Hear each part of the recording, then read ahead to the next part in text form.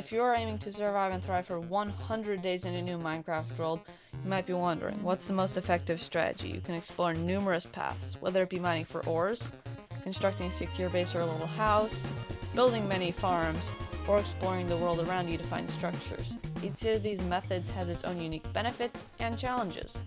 Let's start with the first method that I mentioned, mining. Mining can yield a significant number of resources, making it a valuable strategy for gathering materials. However, it does come with some notable drawbacks. It is a time-consuming process that does not provide you with renewable or AFK-able resources, which means you will need to put in a lot of effort and time to get the most out of it. While mining can be highly efficient for quickly gathering ores and gear, which makes it an ideal choice for speedrunning, it might not be the best approach if you plan to play on a world for more time after you beat the Ender Dragon. For long-term survival strategy, exploring other methods might be more effective. But if your goal is speedrunning, you should check out a speedrun guide for a better tutorial, as this video is not about speedrunning. If you do decide to do that though, before you go, I would ask you to subscribe if you found this video at all interesting or entertaining, as it helps me out a lot. Now the next strategy that I mentioned is building a house. Building a house can be a fantastic way to spend your first 100 days in the game, especially if you're taking things slow or are new to Minecraft and not in a rush. It's an ideal approach for a relaxed playstyle or a playthrough, whether you are enjoying the game solo or playing with friends. While you are focused on building your impressive new home, it is important to remember that you will also need to gather resources along the way to build this house, making it a bit of a balancing act. This means that you'll need to juggle your time between construction and resource collection, but the reward, you will end up with a cool, personalized house that reflects your creativity and effort, something that you can truly be proud of. Now let's talk about the third method, building a lot of farms.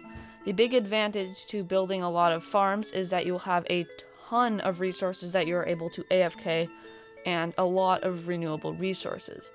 As you can probably see, or probably tell, the downside to this method is that you can't get very many non-renewable resources while AFK, and you can't get any non-farmable resources while AFK.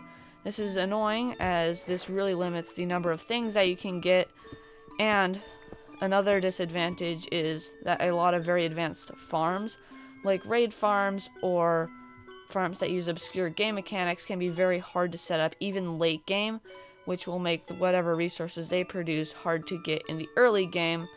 So farms are great, except when you're right in the world you might want to just do something else, but later game they are very helpful.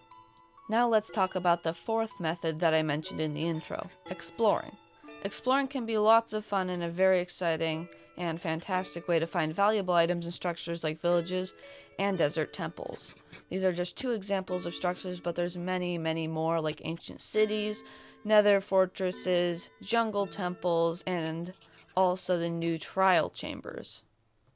It adds an exciting and fun aspect to the game as you look around your world for these structures to get items and gear. However, while you're busy searching everywhere for these structures, it can become challenging to gather resources and concentrate on other essential tasks, given that you're constantly on the move. This means that while exploring offers great rewards, it is not the best long-term strategy. To keep things balanced and ensure that you are well prepared for a great first 100 days, it is a good idea to set up a base where you can relax and plan out the next things you want to do and manage your resources effectively. As you might now be thinking, none of the methods I've mentioned are perfect on their own, so you might be wondering how to nail those first 100 days and have the best start. The key is to mix all four of these approaches to suit your style. In my 10,000 day survival world, I found a balance that worked well for me. I split my focus on 50% farms, 30% mining, 10% building a house, and 10% exploring. I personally like this ratio, but it is a completely subjective ratio.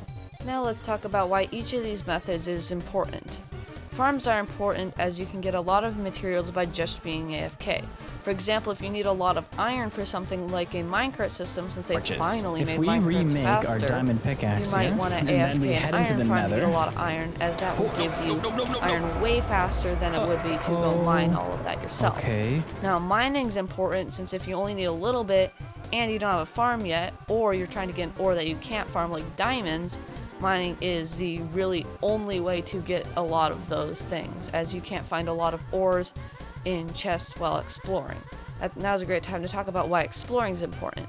Exploring can help you find a great place to put your base, and it can also help you find valuable structures like villages, which can get you villagers for villager trading, which can get you a lot of very valuable stuff later game. And finally, building a house. Building a house is very important because it gives you somewhere to put all of your items and a place where you can just think and sit without being attacked by monsters at night. And it'll give you a place that you can build and make yours without having to constantly be moving around or just have a couple chests scattered around. Also, a house is a great way to unleash your creativity. But with that, what works for me might not work for everyone. My best advice, jump into Minecraft, start a world, do what feels right for you, and just have fun. If you want to see more from my survival world, go check out some of my other videos that I've made on it.